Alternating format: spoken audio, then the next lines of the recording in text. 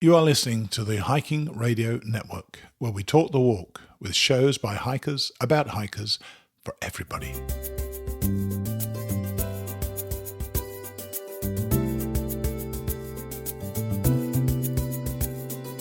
Returning to Katahdin, an Appalachian Trail dream. Have you ever dreamt of hiking the AT? Bruce Matson did, so we're going to follow him every step of the way.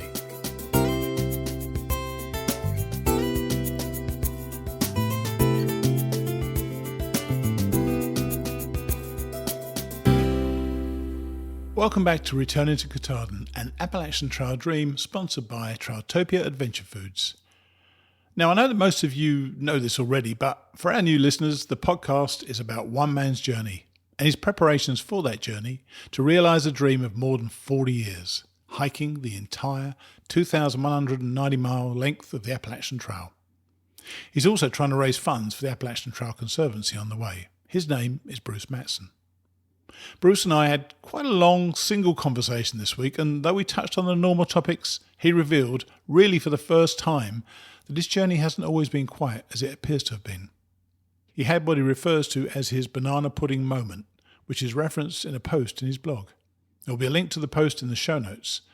I'll talk about it after we hear from Bruce, but first, while we're on the subject of food, how about that for a segue? Here's a word from our sponsor, Trailtopia. How about those days when you struggle through the morning, probably got 10 miles under your belt, and breakfast is a distant memory? It's lunchtime, and you could always have your full Snickers of the day for yet another sugar rush. But sitting there in an empty shelter, protected from the bitter wind, I'm sure you'd really rather have Trailtopia's beef-flavoured ramen noodles with green beans, corn, and mushrooms. D-flippin'-licious. And if you need to go without the gluten, all of Trailtopia's ramen noodle lunches and light dinners are available gluten-free. Try Trailtopia Adventure Food, the best of home cooking away from home. So let's get into it. As I believe I may have mentioned either in this or another show, Skype unilaterally decided to update on my computer without me asking for it to do so. This necessitated learning yet another skill for my addled brain, and as you can hear, I haven't quite cracked it yet. The conversation starts abruptly and is a bit staccato at first, but it eventually settles down. Here's Bruce.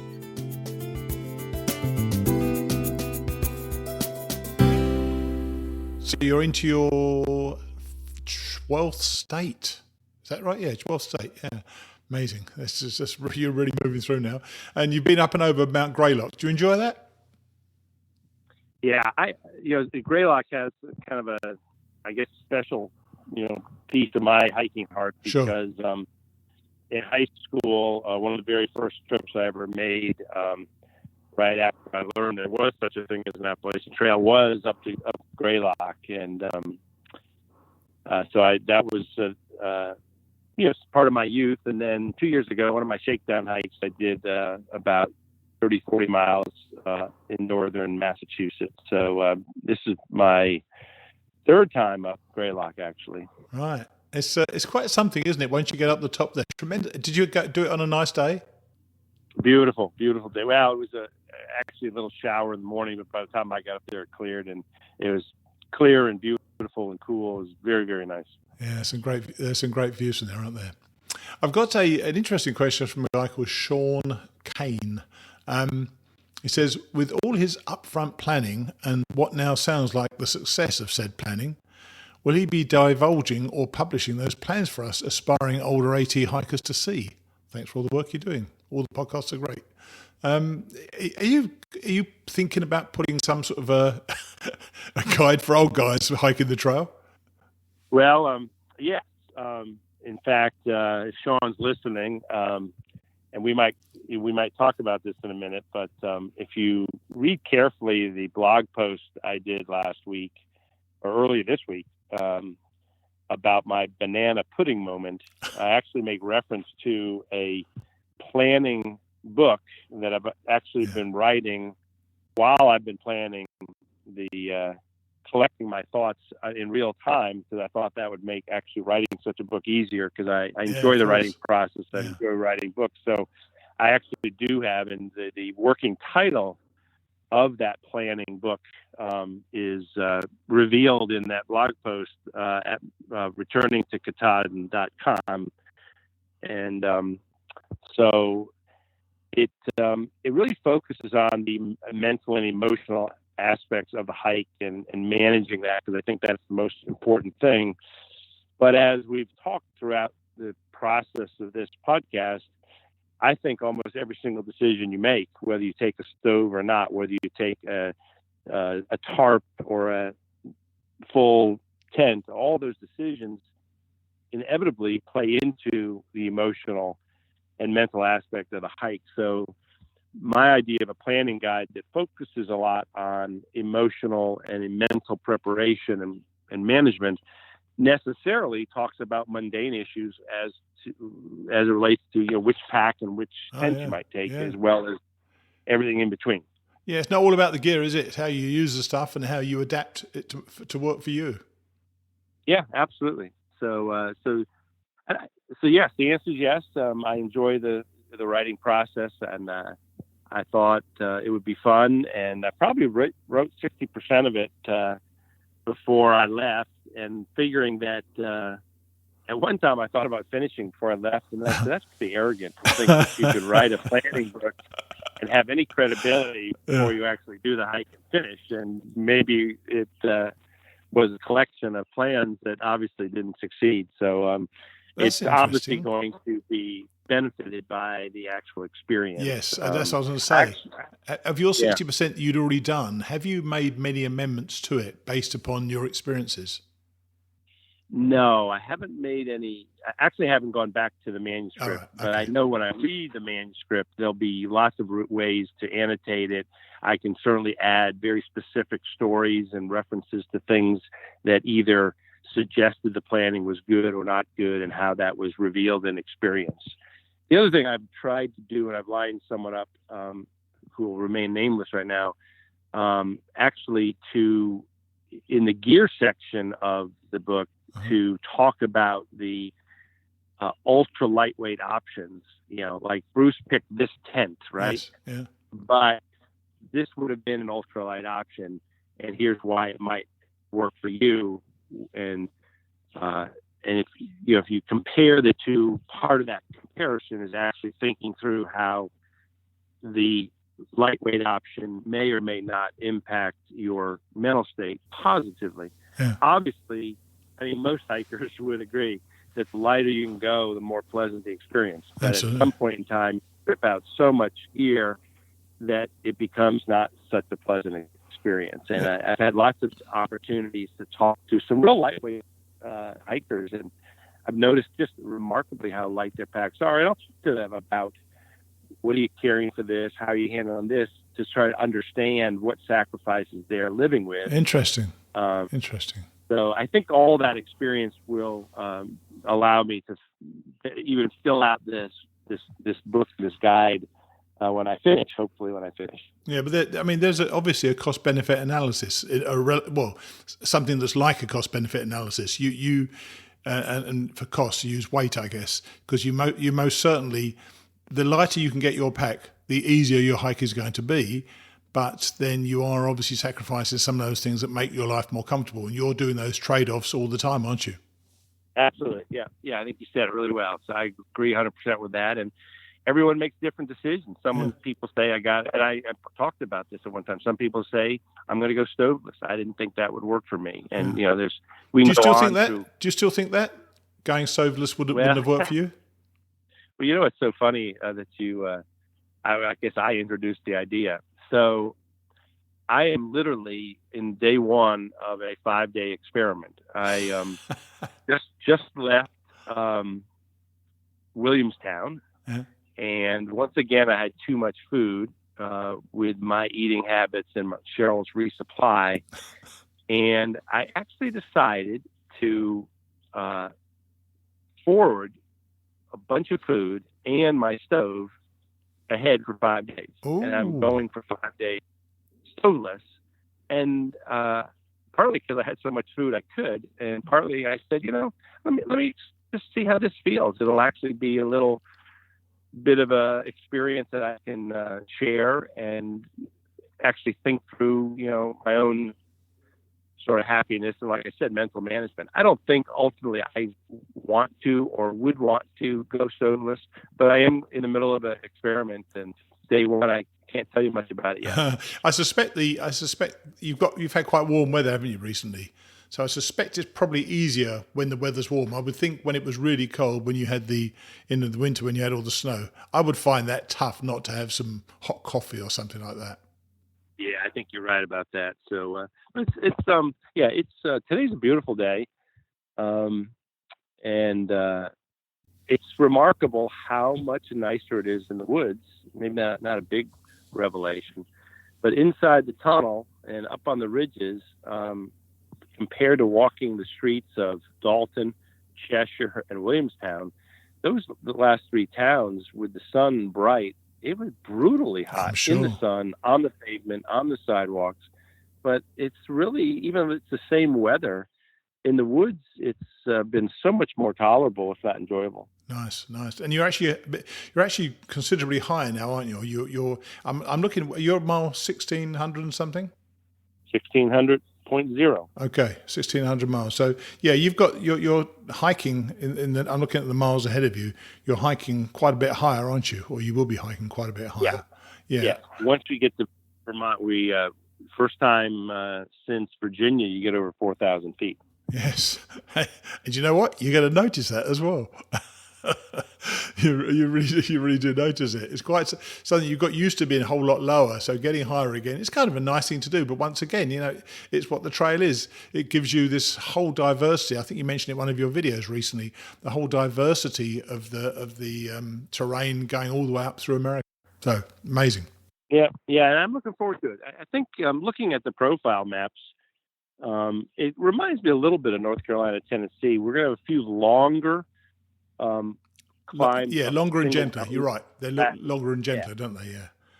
But Killington's not gentle. When you get to Killington, I don't remember that bit at all gentle. I didn't enjoy that at all. It was hard work. So you're getting more hills now. And you're also getting near the start of the long trail. Have you actually done the long trail? No, I never have. I have never. In fact, I've never hiked other than I think our family. Literally, when I was 15 years old, we stayed at a friend's cabin and we actually hiked some day hike one time. But I haven't hiked in Vermont other than that, and so I haven't been on the long trail. Except, of course, this morning when you cross into Vermont, you step onto the long trail. And for 105 miles, the long trail and the Appalachian Trail are coextensive, I guess, coexistent, or whatever the word is. Yeah. And where are you now in relation to, your peers, I guess, your other hikers? Are you in a bubble at the moment, or outside a bubble, or are you finding the places getting busier or quieter? It's been a little quieter, although, there was, I'd say, the same 8 to 10 people the last 4 or 5 days and nights. In fact, to do this call with you, I just dropped off from hiking with a couple of people I've seen for the last 5 days. Saw them on top of Greylock. So it seems a little quiet. I did slow down a little for Brooke in New York. I slowed down a little in Connecticut for some other family things. Yeah. So the one thing that's interesting, listeners would be interested in, is I have hit my first 2 southbounders who left Katahdin at the end of May. Wow, that's early. Is that early to leave Katahdin? I thought it was in July, is it normally time? Yeah, this guy I met yesterday morning, or maybe 2 mornings ago, he said he was number 2 to leave Katahdin, and they opened the trail on May 26th, and he waited for them to open it, and when they opened it, he went. And I think that's a little bit early. Obviously, it's just, the conditions must have been acceptable. So he said he was number 2. I haven't met number 1, but and then the next day I met number 4. So these people are still moving pretty fast if you think about it. Oh yeah, that's and they get to here in 6 weeks seems awfully fast. Especially the 2 toughest states as well. I mean, that's what they've just done. Yeah. So to have got through those, that's quite something. So you're heading up through. You're just starting in Vermont now. I can't remember how far is it to the New Hampshire border then? Is it many miles? I can't remember how many miles there are in Vermont. It's 160 miles from Massachusetts border to New Hampshire border. All right, okay.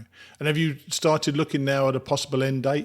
I know you said you talked about it with Cheryl. You've got a rough idea. Is that being firmed up, you think? Are you keeping up the pace you were talking about? Yeah, it's the dilemma is, Cheryl's schedule, and I'm fearful. I think I can get there in time before her obligations really intensify for school. Right. But I'm afraid that I'm going to push myself and be focused on it for way too long. Yeah. So we collectively agreed just last night that we would push the summit, so to speak, to the week after Labor Day. Right. And so I may end up having, a luxury of time, but I just don't want to be like, oh, I got to go. And so I think, I needed to summit around the 19th, 20th. And every time I did the math, I thought I could get there, but there wasn't much, flexibility. And I just think, strapping myself to a strict schedule, particularly when I don't know how I'm going to handle the whites, is ultimately going to be a mistake and reduce my happiness. If you think about it, it's part of this ongoing process of trying to manage your happiness, your mental state, your emotional state, and Cheryl doesn't want me to push and race. And this way, and the other thing, giving myself an extra 7 days, arguably, when I get to the whites, I think I can wait out bad weather and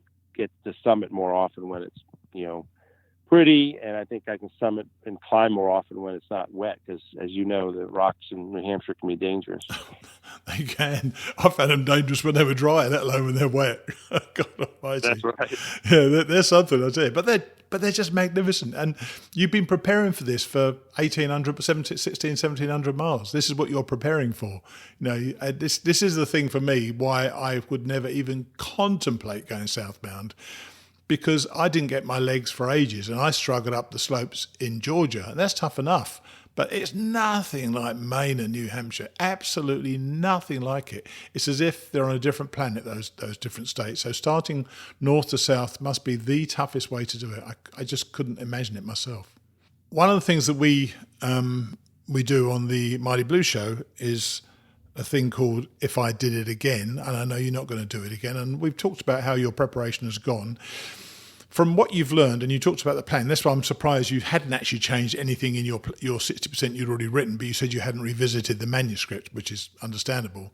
But are there things you've seen you think, well, yes, I think I probably would have done that different? Like, would you have have you reconsidered perhaps doing sleeping under a tarp? Have you considered different camp shoes? I mean, I know, little things like that. Would you have changed anything at all, or do you think you've given yourself the template to do this properly and you wouldn't change anything? Yeah. In the big categories, I'm very happy with my choices. I'm very happy with my tents, happy with my packs. I think everybody out here constantly looks at their pack and says, how can I get some weight off of this? How can I reduce somehow? Sure. And of course, I have made a few modest changes. I did get new camp shoes because I found these ones that were literally half the weight of the ones I was carrying, and they turned out to be good. What'd you get? Just tell people what you got. Oh, sure. They're free advertising. Free advertising. What is it? What are they? Yeah, it's a knockoff of Crocs. All right. And they're called Hounds. Hounds. And hounds, like a dog hound. Yeah. I was hiking with a guy, and I said, "Where did you get those?" I said, "That's just what I've been looking for. How much those weigh?" He told me. I literally went online the next time I had any Wi-Fi, and I got them. I got them from Walmart, not from the store, but mail order, and they were $9.99. Wow! And they proved to be perfect, and basically it was a weight saving thing. There's nothing wrong with my other camp shoes other than weight. So there's some small things I have done. I probably carried a little more clothes than I needed. always wanting to have something dry and clean for sort of, I call them emergency hypothermia situations. Yeah, but that's one of those comfort things, isn't it? That's one of those comfort things. Yeah. That's the one thing that gave you some comfort, so you should absolutely take them, yeah. So, there really aren't any major categories.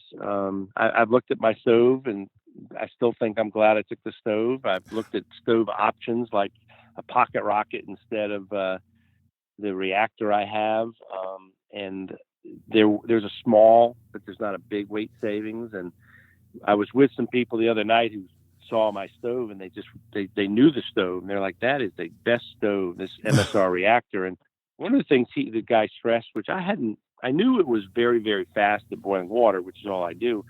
But he made the point, which I guess I should have appreciated, that it's so efficient in terms of how quickly you boil water is. You literally, can get more days out of canister than a lot of other stoves. Sure. So, but bottom line, I'm still very happy with that choice. So, I don't want to make it sound like I thought this through so well that I can't make any changes, but there aren't many changes.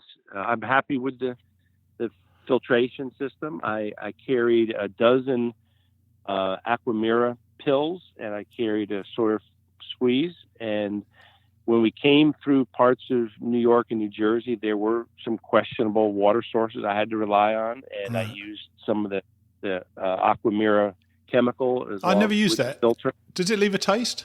It wasn't too bad. I was surprised it wasn't worse than I expected. And then I tried it both plain, and then I added a little, drink mix to it. Yeah, so I've only had to use 4 of those. At least I chose to use 4 of those chemical tablets. The ones I have are the 2-part. The 2 parts you mix, blend, and are effective immediately. The pills have to have at least 30 minutes to dissolve and have impact. But I just thought it was a good backup. And again, for as light as they are, my point, I guess, is I'm still pretty happy with the choice that I've made about the filter and the bag, the CNOC bag that goes with it. I really like, filling that bag up, hanging it on a tree, and attending to other things while the water filters. Sure.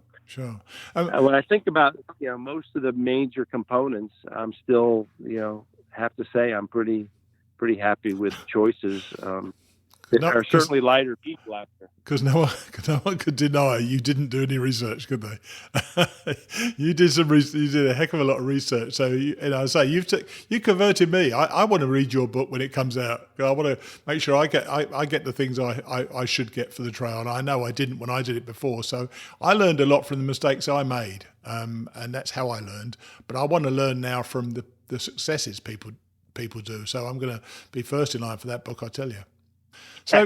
So tell me, how has your week been? Have you got any stories you want to share with us this week? Because you haven't been hiking with any family or friends this week, have you? I have not. Let's see. What has this week been like? I would say mostly, as you know, from the banana pudding moment, I had my sort of lowest moment on the trail back in New York, and this week has been, getting back to business, so to speak, getting back to hiking in areas and on trails that have been really pleasant and have really, re-energized my enjoyment of the whole hiking experience. I didn't fully appreciate how much maybe it's the time on the trail, maybe it's the rocks, maybe it's all of them that sort of brought me to a tough moment. But, once I got left Pauling and I got to hike through Connecticut, and then once left my family in Connecticut, Massachusetts has been a wonderful hike, I think. I think the week has mostly been just sort of, re-energizing myself and remembering how much I do enjoy the hiking experience. Good. And sort of getting geared up to finish these last 3 states, and in particular, enjoy Vermont, but use that time to realize that the toughest part of the trail, and hopefully the most rewarding part of the trail, is coming up, and I just need to get myself psyched up for it. I think I can. It's a combination of both those things. It is the toughest, and it's definitely the most rewarding for me anyway. Now, I just want to finish on your banana pudding moment. For those of could you briefly tell those who haven't read it what it was about, and tell us how you feel about it now in retrospect? Sure. So it's fairly complicated, and the blog post I think is 4 or 5 pages long actually. Yeah. So, but I'd come through Pennsylvania and New Jersey, and we talked about rocks, yes. And they do wear on you. And I came into New York and actually loved the first day in New York, Prospect Rock, and this great ridge line. And the next day, though, was completely different hiking. 3 or 4 very steep climbs that I wasn't ready for. What contributed, this is a good example of, I think, sort of managing your mental state and how some of this planning, I think, is valuable, because here's a situation I didn't see coming despite all my planning. Right. I didn't appreciate that I'd leave from this great ridge line and immediately go into these very New Hampshire-like climbs, hand over hand, fairly dangerous in places, very physical, very steep. And I had 3 or 4 of them in a row, and they were just as steep down as they were up, just as dangerous. And I was getting frustrated because I was getting tired. But part of what played into it was, 1, I wasn't ready for them mentally. I didn't know they were coming. 2, up ahead at a logical stopping point, even for a reasonable day, not necessarily a tough day like this was becoming, there was a camping area, shelter area I was planning to go that had a very, very active bear, and another guy and I decided we'd hike past it. So not knowing I was in for a 10 or 12 mile day, yes. Realistically, I was planning for a 20-mile day, which is always tough for me. Yeah. So I had all of these mental, emotional things working against me, frustration with the trail, maybe been out there a long time, worrying about catching up to my friend and promising to camp with him because we were going to sort of strengthen numbers with this active bear, even though we were going to hike past the shelter site. And I was getting exhausted, and I realized I couldn't get to the destination, and I could probably get to the active bear destination, which wasn't a good choice, and 100% chance of rain the next day, which meant I was going to be doing these kind of steep climbs in a really rough area where all day long I kept saying to myself, I have no idea how I could do these climbs if it was raining because it was so steep and slick. So all of this was kind of coalescing in making me really wonder, what am I going to do? I felt like I was letting someone down. I felt like I couldn't accomplish a goal for the day. And I'm not proud of myself, but I decided, I came down this very steep hill at Arden Mountain, came to a fairly busy road, New York 17. I felt like if I crossed the road and started climbing, I would be stuck in an area where I didn't want to camp, and I would be stuck the next day hiking in rain in a dangerous situation. So I literally, within 15 minutes, with a phone call and an Uber, I was in a motel near Bear Mountain, and I had a couple days to wait for Brooke anyway. Yeah. And what happened was it rained for 2 days, so I couldn't make up the mileage. The third day I was going to make up the mileage. Literally, I had one of the few things that have ever happened out here, a business issue that I had to mediate on the phone, and I couldn't use the day that I had to make up the mileage. So before, after I hopefully get to Katahdin, I'm going to have to stop in New York on the way south and clean up those miles I missed. So it was a low moment. But what I'm so grateful for is that, low for a lot of reasons, disappointing in myself, unsure I really wanted to keep doing this. But I'm really grateful for is, Brooke came out shortly thereafter. We had fun together. I ended up, being with family again in Connecticut. And then the hiking turned positive, and all that has turned me around to sort of what I said a few moments ago, that I'm very excited and energized to move forward. But I did have a pretty low moment, and if you read the listeners read the blog post, not that I get any money because they read the blog post, but the banana pudding moment is actually fairly hard to describe without reading the blog post in the background. But we talked about my planning book, and the working title of the planning book long before this incident in New York was avoiding those banana pudding moments. A guide to manage the emotional and mental aspects. I tell you what you've done though, and I'm glad do you know what? I'm really glad you had that moment, because it was almost like we were making it sound too easy. Or you were making it sound too easy, brother. And this isn't easy. It's hard work, and you have to work hard at it every day. Like when you climb up mountains, you have to work hard for your views. But you showed some vulnerability, which you hadn't shown so much on the podcast. That's why I kind of wanted you to go through it, even though I read it, obviously. And I think everybody has those things. At some stage, everybody's going to go through that. But it's how you come out of that, how you respond to that really works. And you had your family come and join you. I mean, that to a degree, that I'm sure helped you shake part of the funk. But I think what happens there, things that go wrong on the trail, the difficult things on the trail, they lodge themselves in your psyche. Well, they did to me anyway. And there's an accumulating effect when that happens. And I found that in Pennsylvania, certainly. And I know that, you just have to come out of it somehow, and you came out of it the best way you could.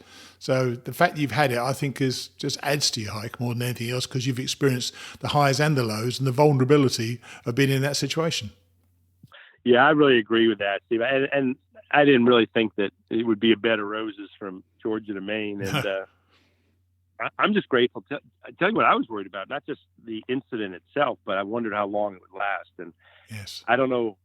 I guess we can speculate, but again, I'm just incredibly grateful that with the family visits and the change in the terrain, that I am kind of got lifted out of that funk a lot quicker than I was fearing. Very cool. Well, I'm very pleased for you. Pleased to see you're back into it again, and you're heading north, which is great.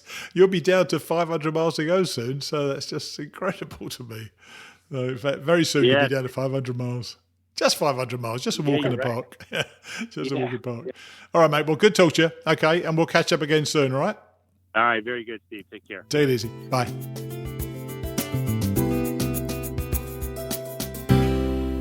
So, old Superman has the same frustrations, difficulties, and banana pudding moments as the rest of us. I'm so glad that we got to talk about that vulnerability. So far, his progress, despite record cold early months and debilitating heat now, has seemed almost serene. But like everybody else who goes on the Appalachian Trail and other trails, he's had tough moments and tough days to deal with. It's how you cope with those tough days on end that decides how this trail will end for you. So I'm going to put a link in the show notes of his blog and for his $9 Walmart Crocs knockoffs. If you really want to splash out, you can get even better ones for the princely sum of $14. He's going stoveless for an experiment. Looking forward to hearing how that goes for him, because I know how much he loved his stove. And don't forget, Sean Kane, to let me have your address for your Trailtopia meals. Now you know, there is a planning book in the works, and as I said, I am going to be his very first customer. For me, with just over 500 miles to go, these upcoming miles have always been the ones on which I look back the most fondly. I don't know whether it was the mountains, the lakes, or probably even, and almost certainly, the company I had at the time. But New Hampshire and Maine were my highlight reel, and in case you haven't already seen it, I'm going to put in a link to my short film of those two states. If nothing else, I guarantee you're going to love the music that I've added. Bruce and I will see you next week.